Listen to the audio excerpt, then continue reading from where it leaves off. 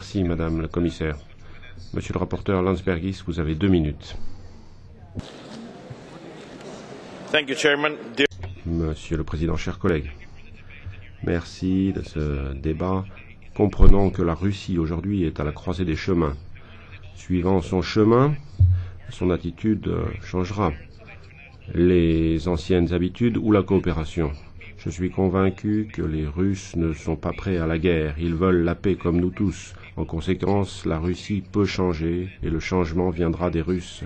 Nous devons appuyer ceux qui osent encore parler au nom de la démocratie et des droits de l'homme dans une atmosphère d'oppression, d'harcèlement, d'assassinat. C'est à l'Union européenne d'encourager les Russes à comprendre que l'agression ne mène à rien. Nous continuons dans nos bonnes intentions face à la Russie. Mais ce sont les engagements qui comptent plutôt que les mesures incitatives. Une fois que la Crimée reviendra à l'Ukraine, eh bien l'Union européenne s'engagera en Russie.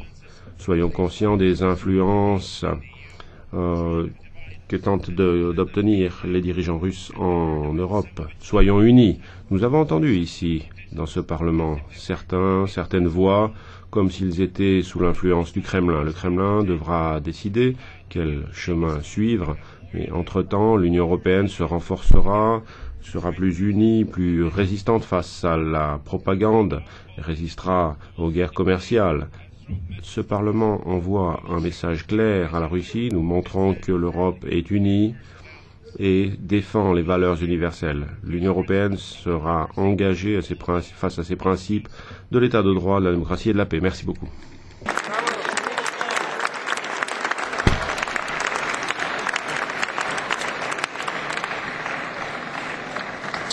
Kolleginnen und Kollegen, ich danke für diese lange. Mes chers collègues, je vous remercie pour ce débat long et animé. Le débat est clos. Nous voterons demain. Et les votes, quant à eux, vont continuer maintenant.